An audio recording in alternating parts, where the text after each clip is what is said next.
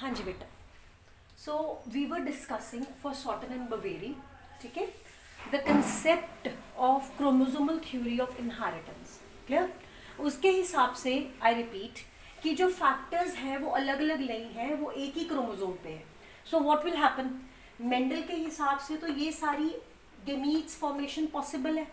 अगर पार्टिकल्स अलग अलग है तो एनीथिंग, जैसे ये कैप्स हैं दो मार्कर की, तो अगर ये दोनों अलग अलग है तो हम कोई भी कैप किसी के ऊपर भी डाल सकते हैं. यस, ये समटाइम्स दिस ओवर दिस. तो pairing up can be any type, ठीक है, और प्रोबेबिलिटी बढ़ जाती है. लेकिन अगर क्रोमोसोमल थ्योरी ऑफ इनहेरिटेंस सही है, और जो है, यस, तो अगर दो फैक्टर्स एक ही क्रोमोसोम पे प्रेजेंट है तो वो अलग अलग जाएंगे तो पूरा का पूरा क्रोमोसोम जाएगा.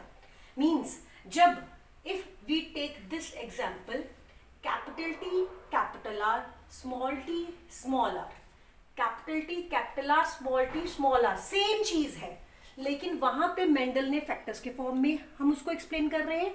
यहाँ पे क्रोमोसोमल थ्योरी ऑफ इनहेरिटेंस को ध्यान में रखते हुए एक्सप्लेन कर रहे हैं कि factors they are present on the single chromosome.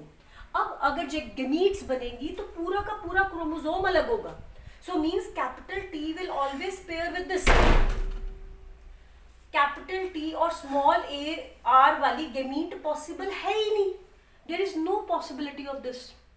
अब क्योंकि ये जीन्स एक ही क्रोमोसोम पे हैं तो ये इकट्ठे ही रहेंगी और इसी प्रॉपर्टी को बोलते हैं linkage.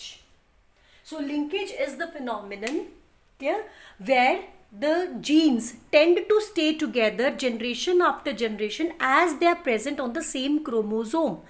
Okay, now for homework I want you all to solve these two crosses on separate pages. जिस पेज पे ये सॉल्व करोगे उसके ऊपर लिखोगे complementary genes. ओके, जिसके ऊपर ये सॉल्व करोगे वहां पे लिखोगे supplementary genes. I expect you all to see the videos thoroughly, fine, ताकि जब हम मिलें then you should bring out your doubts and I should take your oral test.